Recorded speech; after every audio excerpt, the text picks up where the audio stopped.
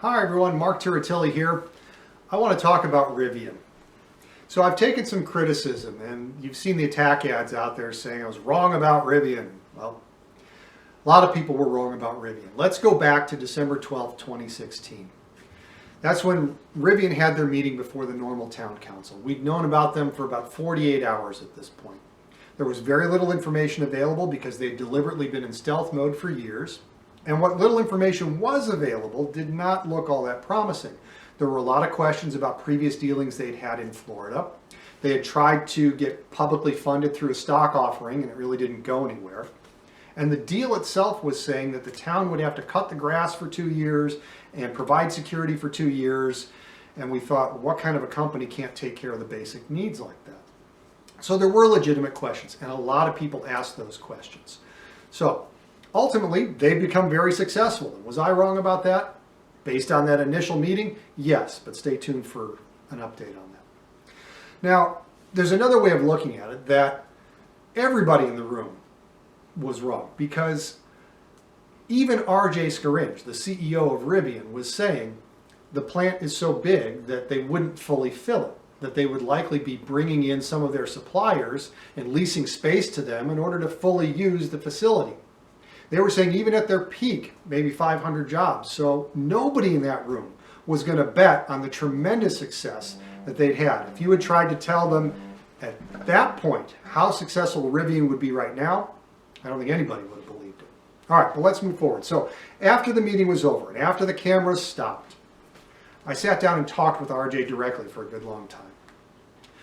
And he started telling me about his company and the financing, how it didn't work publicly, so he had gotten private investors through his network at MIT to become large donors. And we were talking about the technology that he was developing and how he was thinking of pivoting over to pouch cells, like your cell phone, rather than round cells. He eventually did move back. And it was really inspiring, and it looked really, really good. And then I got to talk to a couple of the vice presidents that night. And what I told them after the recording was that, you know what, I think you guys really are onto something. I'm just really opposed to the use of the school district's money.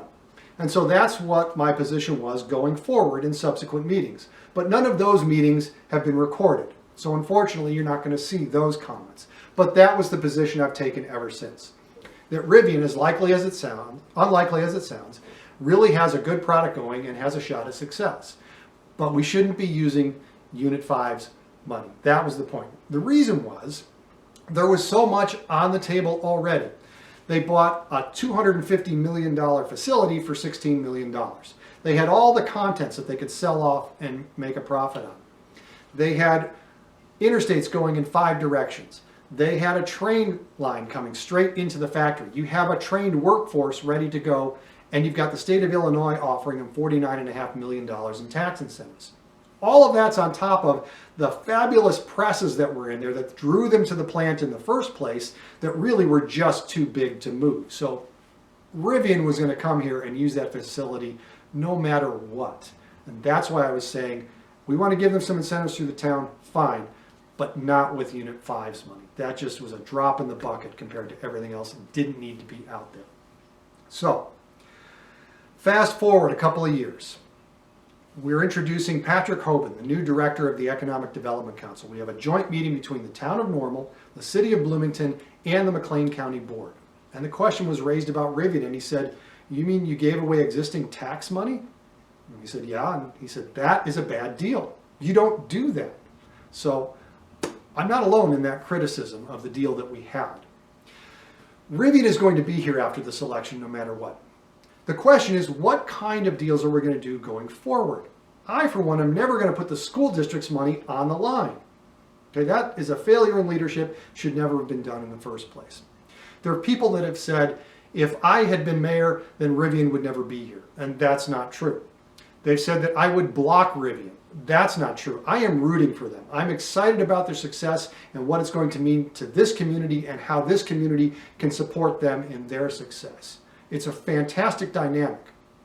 All I've been opposed to all along is the use of Unit 5's money that didn't need to be there in the first place. So, as I said, no matter who wins this election, Rivian is here regardless. The question is, what kind of leadership do we want in deals that are going to come before us in the future? And for me, I'm never going to gamble with our children's education. So that's why I'm asking for your vote on April 6th. I'm Marc Turritilli. I'll see you at the polls.